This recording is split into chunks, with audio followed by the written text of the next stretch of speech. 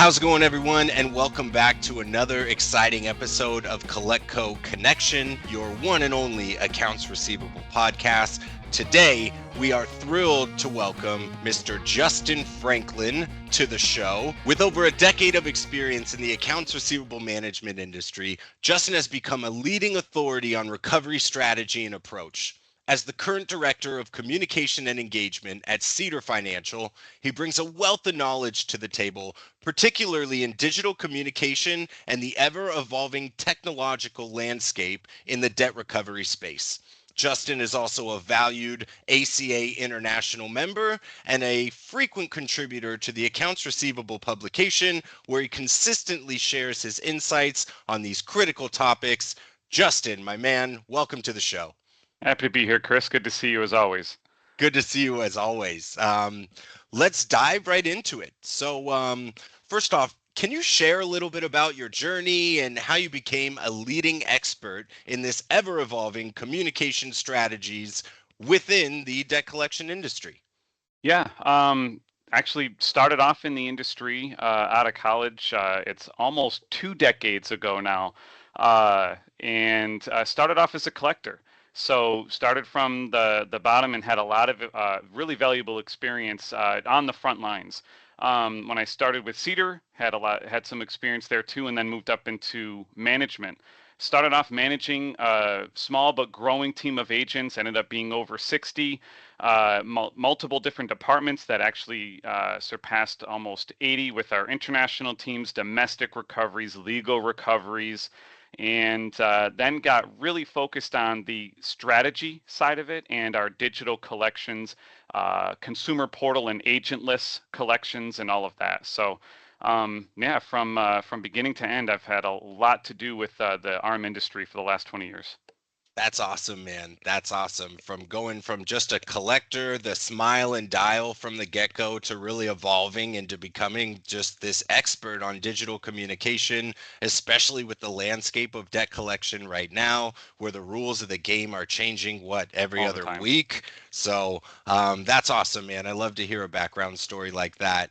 Um, just kind of diving deeper into communication in general, when you're crafting an effective outreach strategy for collection accounts or age receivables, what are some of the key factors that you prioritize to ensure success?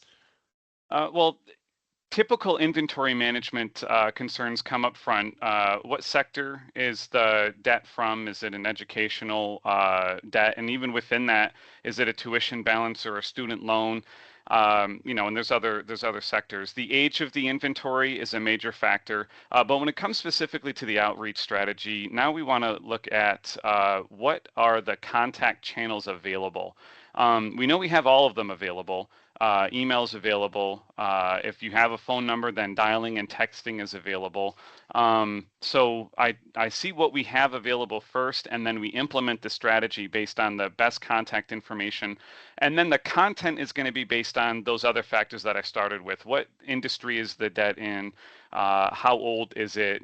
Some other factors that might help speak to one type of consumer versus another type.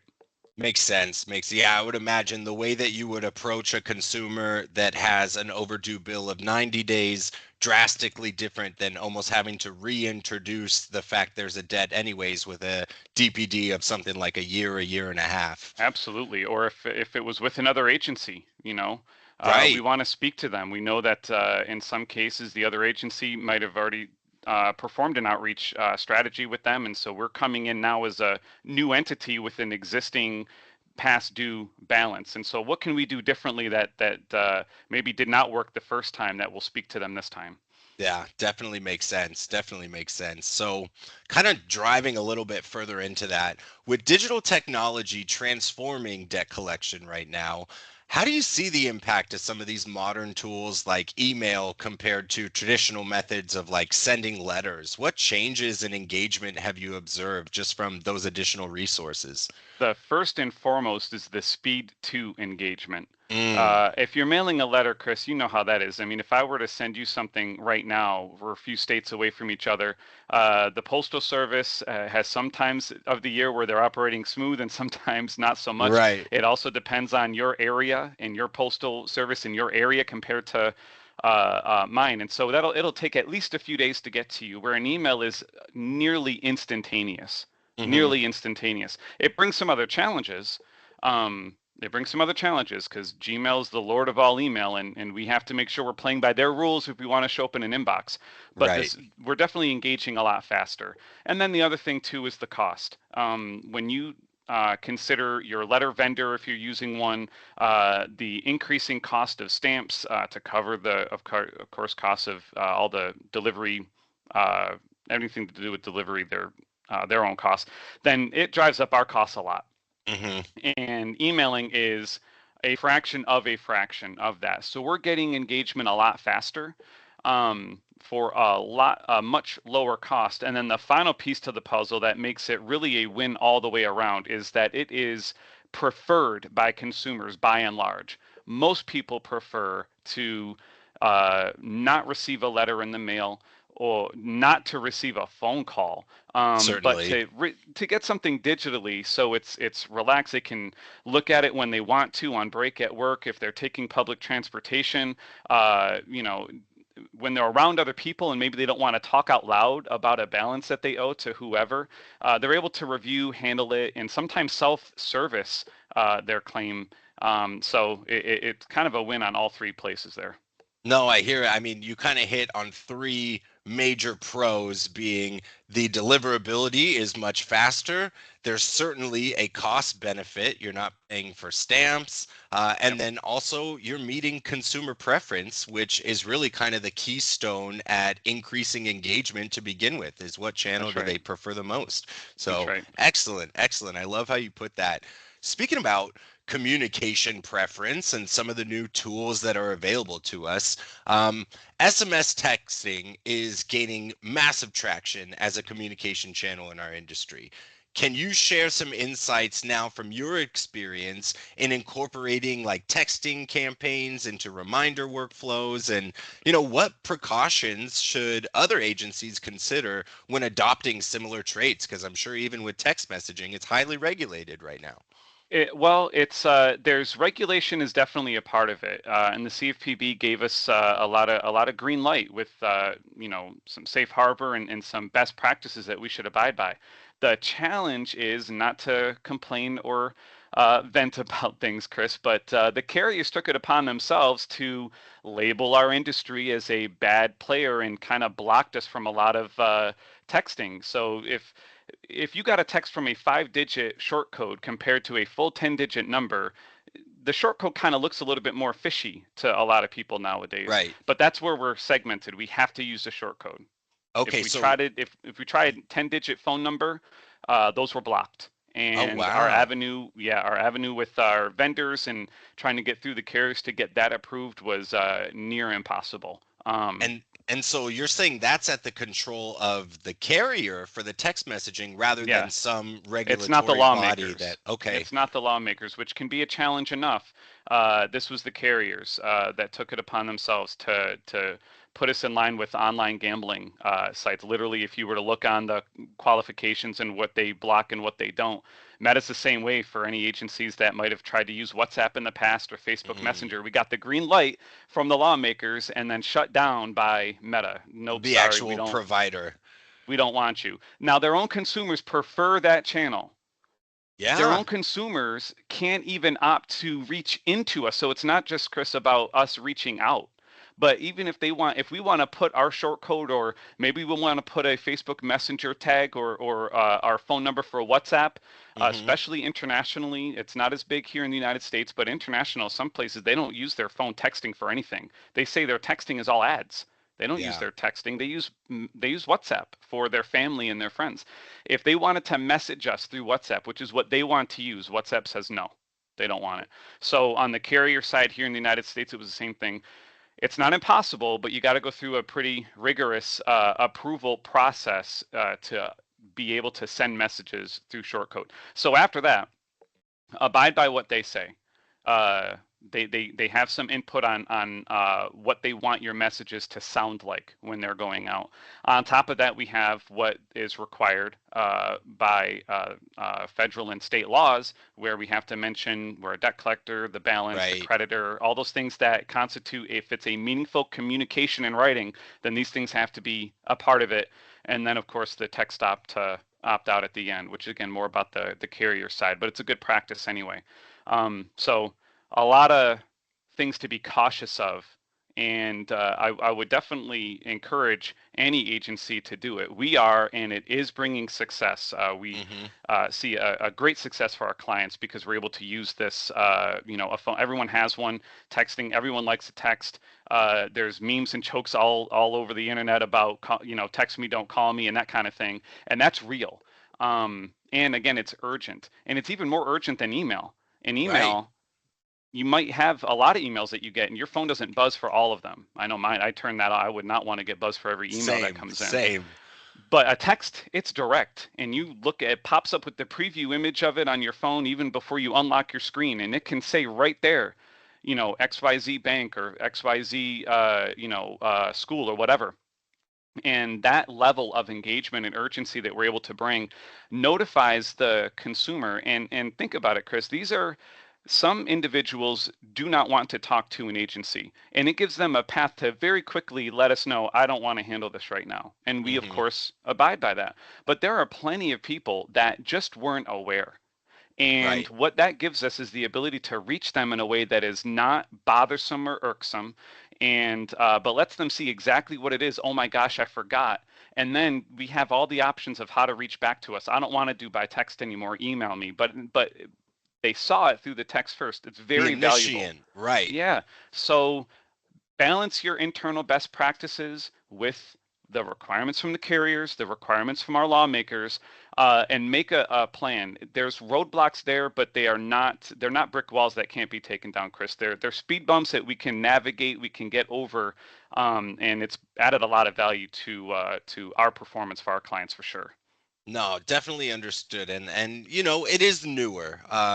Going back even 5 years ago, it wasn't a channel available to us. And so, If um, some might have been out there being the guinea pigs for the rest of us, right. but yeah, by and large it was not, and it definitely didn't have the approval from when Reg F came out and gave us some certain things that were allowed because they recognized that's what consumers preferred. Then yeah, it definitely sped up the evolution of that channel.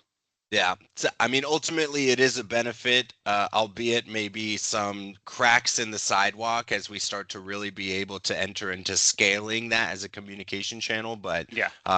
super interesting, man. Just kind of driving into, I know that you were recently a special guest on the Nextiva Masterclass series with Edwin Markillis, discussing maximizing AI and automation, how you implement that into contact centers. Can you just walk us through a little bit about how AI is finding its place in debt recovery and, what should be aware of to avoid common pitfalls or Mm. compliance restrictions? All right, loaded question, and that was Sorry, part I of an know it. entire webinar because it takes an entire webinar. Chris, how much give time do I have? give us the bullet points, if you will. I Absolutely. know it's a big ask. It's a big. So to boil it down, there are two main elements that I see right now are the biggest value add for AI in a ARM industry space. The first one is the one that's probably the most used right now. The quickest that the most recognizable is large language model, right? Hmm. Having something that can help guide an agent on the phone, can craft a response either with agent review or without. If it's a full chat bot, for an online chat, for an SMS response, for an email response, it can help take in what you build in as your business rules and some do's and don'ts into the model and give responses to questions that are common. So 90% of the questions, especially from a digital standpoint, might be answered by a large language model, a bot supported by a large language model. And then the rest, the more challenging, the more critical ones go to your very skilled agents. And it's constantly learning. And that's very helpful. But another element where we've seen some big impact, and I feel like we're just on the cusp of really exploring this, is how to design workflows based on AI and specifically machine learning. We can take file scores that are based on many different factors. The industry and the days past due are definitely a factor. Our past performance for that same client potentially would be a factor into scoring some new inventory. Sometimes we can take some external data like Census Bureau data, the zip code, and find out in that zip code, this is the average percentage of people that own a home versus rent, that have this income, the median income for household, and all that kind of stuff. You can go in a number of different directions. And you build that in, adding in what has been done already. What engagement efforts happened or were attempted already? Did we start off emailing with our model validation notice, and maybe we texted also, and then we tried some dialing? It's going to take all of this data that is so much for us to try to comprehend as a human being, and it puts it in some data sets that are just, I mean, columns and columns and rows of data Massive, on a yeah. sheet, and can compute. We think that this should be your next workflow. And then you're getting into an event-based workflow instead of just the traditional, which is we're going to send this letter, we're going to make this many phone calls for this number of days, then we'll send letter two. And even if you're doing digital, we're going to email here with this content and we're going to text this time. As soon as something happens on a file, that workflow is broken. And based on some other factors, the balance of the file and all those other factors that I just mentioned, it might be within the same batch of inventory from the same creditor. You might have some that go through this arm and some that go through that arm to start off because the system learned that statistically, because of these other factors, you're more likely to reach a positive engagement. So using AI in that avenue is something that I'm personally very excited about. And if you couple that with the large language model, now you have an efficient system. The fewer human brains that need to touch it. I used to give Hmm. this example when I was managing agents. If I have to manage 20 agents and tell them to do something, that's 20 different opportunities for them to do something else, to Yeah. fail, to have human error. Even the best agents will make a mistake or will forget, right? But if it's a system implementing that, I'm removing those 20 possible different ways of doing something and I'm getting something concise and precise performed. The level of improvement we see on our inventory management and our performance for our clients already just, and like I said, we are, the tip of the iceberg. We haven't Right. gotten far at all in what this could bring to us, and it's exciting. So that is, in a very small nutshell, some things that Right. I've seen in the AI, how we should and are using it in the ARM industry. No, I mean, look, I think you make a lot of sense. I love the introduction of AI, especially in these components. Obviously, most of the audience is probably familiar with like the Chat GBTs and the Geminis and what have Yeah, you. I think that right now we're seeing more benefits than anything to be afraid of, but there's always that kind of momentum of growth that leads us into sure. like a Terminator Skynet scenario. And so, We're um, very far from that type of sentient thought. Trust just me. as If long type as in your question to ChatGPT, and there's again memes out there that make fun of how quickly it is to convince ChatGPT of something wrong and how wrong it can be on its own sometimes. yeah, You did ask about pitfalls. It is, of course, you do want to be careful and make sure you slowly walk your way up into something like that. Let the model develop. Make sure that there's a lot of agent or management oversight into typed up eight or bot responses before we start rolling them out, because it could say something slightly incorrect, which online is funny. In the ARM industry could lead to litigation, right? Could lead yeah. to complaints to the CFPB. So it is a very slippery slope if we get too cavalier and aren't cautious. So Yeah. proceed, confidently, but healthy caution is also, needed as well. No, agreed. I like what you said there is that the evolution is ultimately a massive benefit, but that human oversight, I think that was the key element especially to is start that off. Yeah, it's not a set it and forget it. We definitely want to survey and watch the machine learn and grow in the right direction. So 100%. We're an super industry interesting. serving people and we're built by people. We need people still. It is Yeah. not going to be taken over like that. No, very interesting. So getting kind of towards the end, but I did want to ask this last question for those that are also operating not just in the arms industry, but a communication and engagement style position in any case is let's talk about measuring the success of an outreach campaign. What are some of the metrics you focus on? How do you tailor your strategies based on specific characteristics of a portfolio? What have you learned about consumer preference? Yeah. Walk us through how you measure and scale some of these campaigns. Yeah. Getting into this, I've learned that I'm a data. I love data, and I love things to be, orderly and neat as far as what we learn from the data that we're seeing. Um, the first KPIs that we saw as a benefit were that I mentioned before, the speed to first engagement.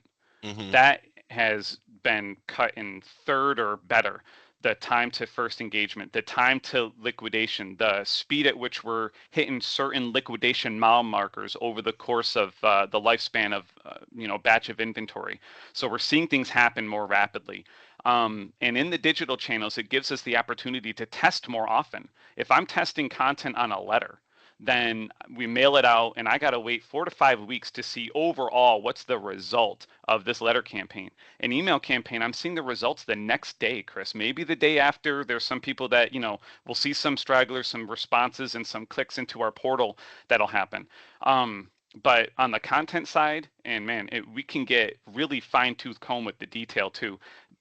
When you send an email, you open an email on your phone, the first thing that you see is a subject line and Hmm. then a little preview text underneath it. And on your phone, the subject line on a computer, you'd have the full subject line. On your phone, it's getting truncated. So one thing that we learned really early on, I don't want to have a very long subject line. I'm going to use part of it in the actual subject line, and then the preview text, I'm going to have the rest of what I would have wanted to say. So it shows up in complete detail to them on their phone. If they know why we're reaching out to them, because they don't know who we are, right? Right. They don't know our company name, but they know who their original creditor is. And so the more I'm able to use their name, which is any email marketer knows, saying that, hey, Chris, if I'm using that, that's going to catch your eye. There's Right. even a psychological thing like people, their heart rate goes up when they hear their own name. They love it. It releases endorphins. So reading their name, right? It's positive. Then the creditor name, maybe that's a negative sometimes, but at least it lets them know why we're reaching out. It's the So familiar gap, right? exactly. So we played with that. What did that lead to? Increased open rates. But now I have a whole other thing to play with because I don't want them just to open my email and not do nothing. I want them to respond or to click on something. So what's our response rate and what's our click rate? That's after that. How do we get more responses and clicks? Well, that's in the content and in the format of the content. Where's the call to action button? And you can see how many layers I've gone down. And this is just in an email campaign. We Right. can do the same type of thing with texting, although because of the factors I mentioned before, we have a lot less wiggle room.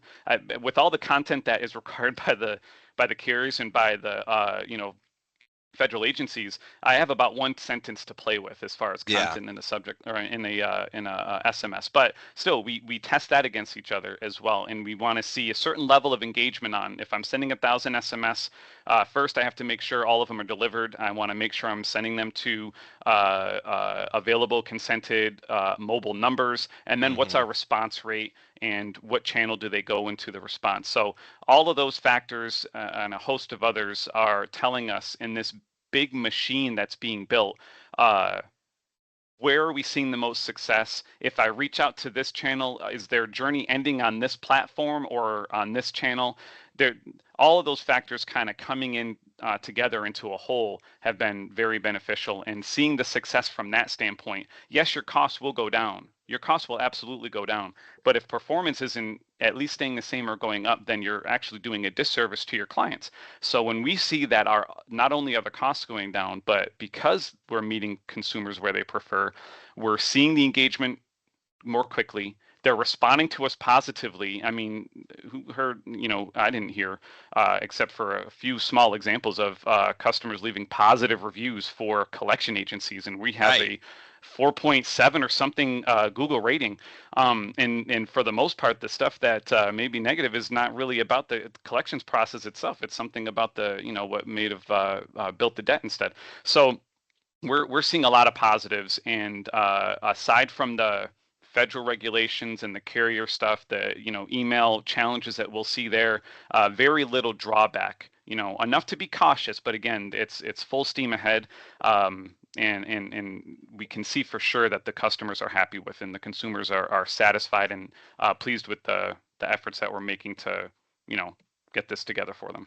Yeah, two fascinating things that you mentioned there. The first is I think it's awesome how you're utilizing data to almost categorize the position of an owing party just on the basis of if the email comes invalid, they might not even know something's out there. If Right. you see a read receipt but no response, you might put them into a bucket where they're trying to avoid you. If they do respond and engage right away, all of a sudden you're seeing that probability of some type of resolution increasing. That's right. And so I just think it's awesome how you're able to look at those large bodies of data and then be able to determine, hey, what is the probability? What category would this account fit into? The second thing I have to comment, and I promise I'll let you go, is I did look at the Cedar's online Google reviews, the hundreds of positive comments made by essentially debtors, owing Hmm. parties. Justin, I'll be honest with you.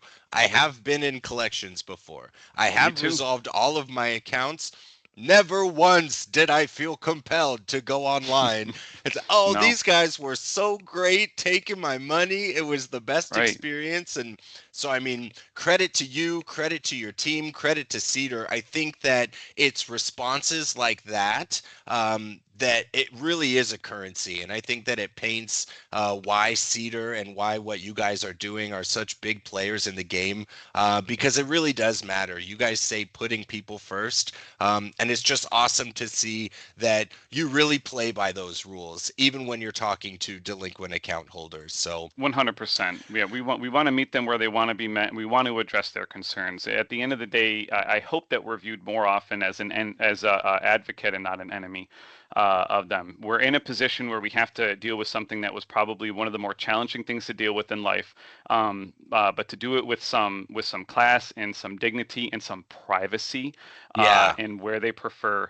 has definitely turned the page, and hopefully, at least in their eyes, the negative stigma that's on our industry, it's changed their mind about that. Yeah, no, very much so. Well, in any case, that kind of wraps it up for us. Justin, it's been a pleasure having you on the show today. Your insights into communication strategies, the evolving role of technology, sprinkle in AI, talk about communication channels, so on and so forth, have been incredibly valuable. For our listeners who want to connect with you or learn more about your work, you can find a LinkedIn, you can find an email, and the Cedar Financial website below. Feel free to reach out to Justin. There's a whole host of knowledge we didn't get to touch base on today. Justin, my main man, thanks so much for popping on with me today. My pleasure, Chris. Always good to talk to you. Yep. All right, brother. We'll talk to you real soon. Thanks again, Jay. Sounds good. Bye. Bye.